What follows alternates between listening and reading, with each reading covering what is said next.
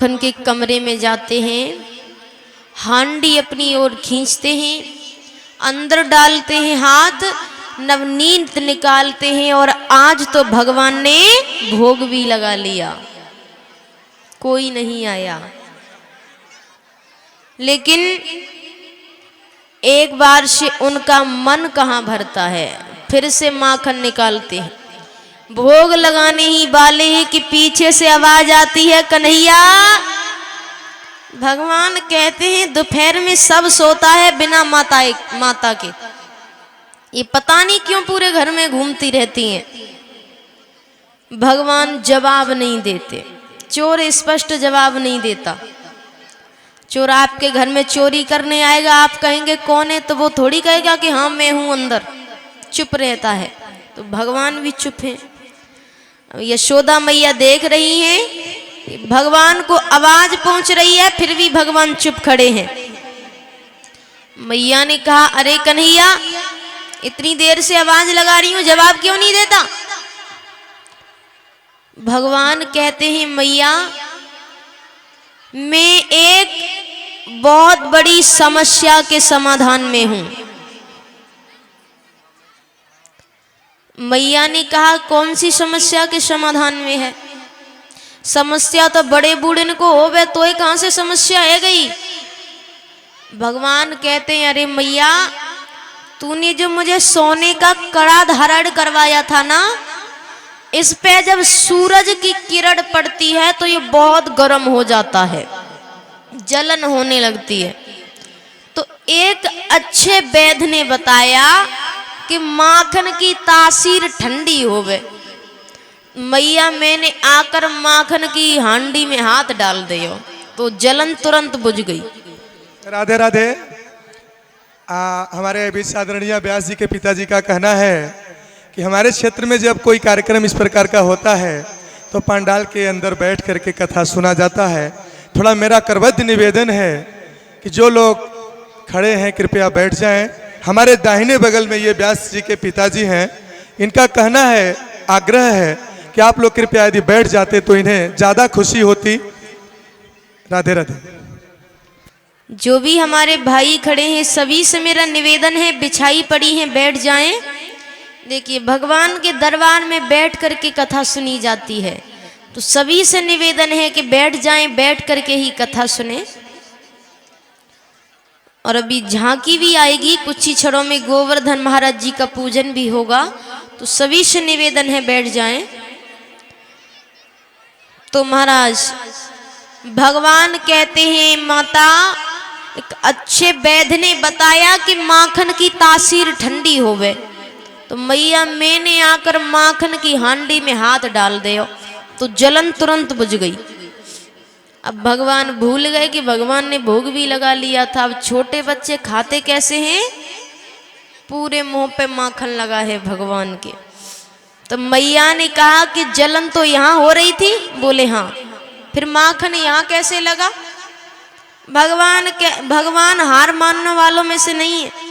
भगवान कहते हैं, अरे मैया तू भी ना समझे, शरीर तो एक ही है ना, यहाँ जलन जैसे ही बुझी तो वो कहीं तो जाएगी। तो मैया वो जलन चढ़ते चढ़ते मुखड़े पर पहुंच गई। तो मैया मैंने एक बार माखन खा ही लियो। अब भगवान ने सोचा,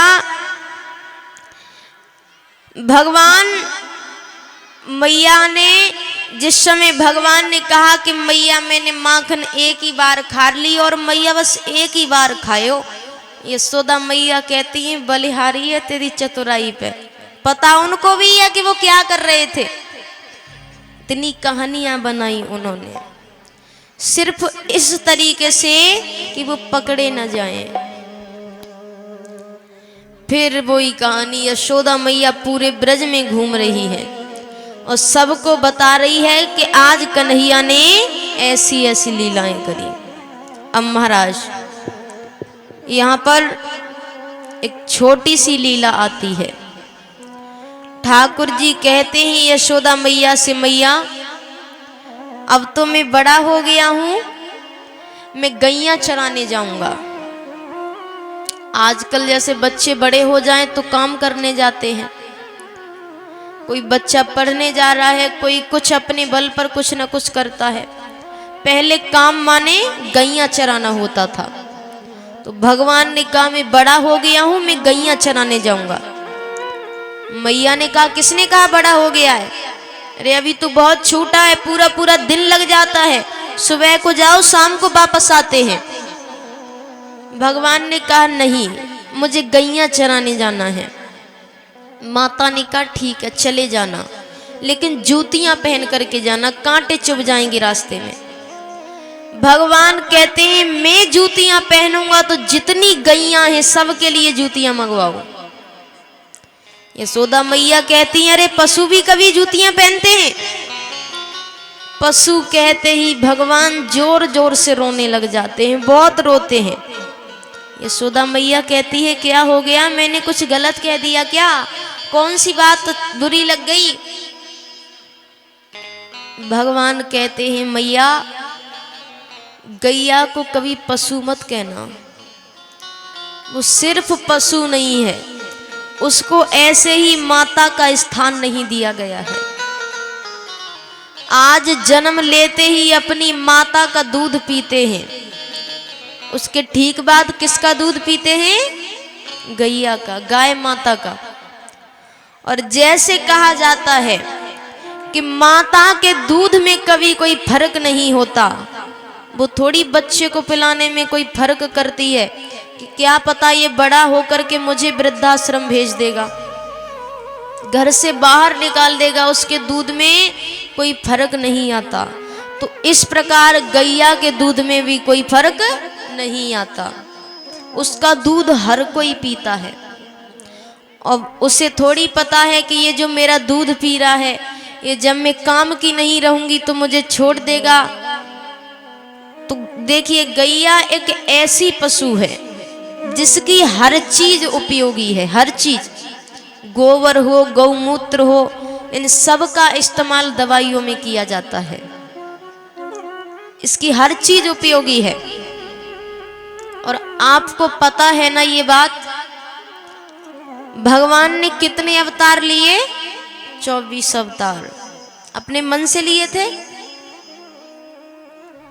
भगवान पता है अवतार कब लेते हैं?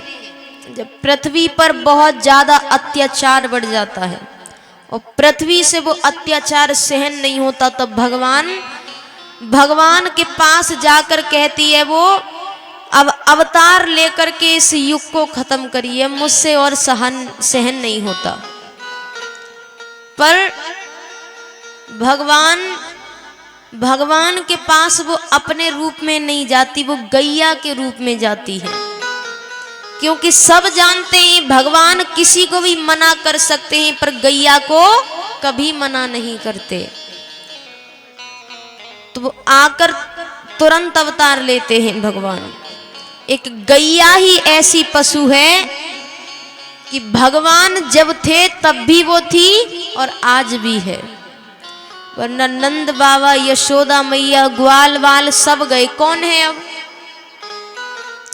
लेकिन अकेली गैया ही एक ऐसी पशु है जो उस समय भगवान के साथ थी और आज भी है। भगवान की बहुत लाडली है वो। जरूरी रही, कई जन कहते हैं कि हमारे घर में इतनी जगह नहीं है, कहाँ पालें हम। ठीक है, कोई बात नहीं, पाल नहीं सकते पर उनके लिए रोटियां तो बना सकते हैं ना। आज हमारे कारण, हमारे की गई गंदगी से रास्ते पर प्लास्टिक इत्यादि होते हैं, जब उन्हें भोजन नहीं मिलता तो वो खाती है और उस कारण उनकी मृत्यु हो जाती है। गैया को बहुत तकलीफ होती है, तो कम से कम उनका पेट तो भर सकते हैं आप, तो वो रास्ते से कचड़ा नहीं खाएंगे, तो उनके लिए आप रोटियां बना सकते हैं। कितने बनाते हैं जिनके घर पे गैयाओं की रोटी बनती है? हाथ उठाना। अच्छा, रोटी बनती है, देने कौन जाते हैं? हाथ उठाओ। हाथ आधे हो गए। तो क्या घर पर रखने के लिए बनाई है क्या? कई बार होता है बच्चे अपने आप खाना ले रहे होते हैं ना, तो पूछते हैं रोटी कहाँ है। माताएं क्या कहती हैं, ऊपर वाली लेना, नीचे वाली गैया की है। गैया को बनाई है तो दे करके आओ, डिब्बे में रखने के लिए बनाई है क्या? तो अगर रोटी बनाई है तो उसको देकर भी आओ। सिर्फ नाम है कि भाई पुण्य मिलता है बनाने का, तो बना के डिब्बे में रख दी। तो बना रहे हैं तो उनको देकर भी आइए।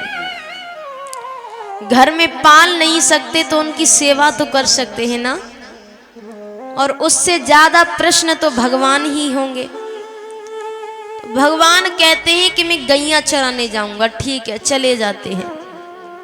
पूरे दिन गैया चराते हैं। गैया चराकर घर वापस लौट रहे थे। तो गैया चराने जाते थे। यहाँ पर गोपियाएं माखन दूध दही बेचने जाती थी। कुछ मथुरा जा रही हैं, कोई कहीं जा रही हैं, तो वो वापस आ रही है। जरूरी थोड़ी नहीं कि सारी हंडियां बिक जाएं, कुछ बच जाती थी। और भगवान है सुबह के भूखे, उन्हें लग रही है भूख। उन्हें देखते ही भगवान कहते हैं, अरे गोपी जे एक दो हंडियां हमें दे जा। गोपियों ने कहा, कन्हैया तुझे माखन खिलाने से कोई लाभ नहीं होता। भगवान ने कहा, कैसा लाभ? बोले, हम कब से खिलाते आ रहे हैं तुझे। तू जब से पैदा हुआ है, नंद बाबा गोरे, यशोदा मैया गोरी, बलदाऊ भैया गोरे, तू काला का काला ही है। इतना माखन खिलाने के बाद भी भगवान को गुस्सा आ जाता है। भगवान ने नीचे से कुछ कंकड़ इत्यादि उठाए और वो जितनी हांडियां थी सारी हांडियां फोड़ दी। वो हांडियां उनके सर पर रखी थी, वो फूटते ही सारा दूध दही उनके ऊपर गिर जाता है। गोपियां कहती हैं, आज तो यशोदा के पास जाएंगे। बड़ा कहती थी मेरा बेटा चोर नहीं है, सबूत लेकर के आए हैं। आज तो सबूत है। हम पागल थोड़ी हैं जो अपनी हांडियां अपने हाथ से फोड़ लेंगे। आज उसके पास जाएंगे और उससे कहेंगे कि तेरे बेटे ने क्या किया। भगवान ने कहा, आज ही अगर चली गई तो आज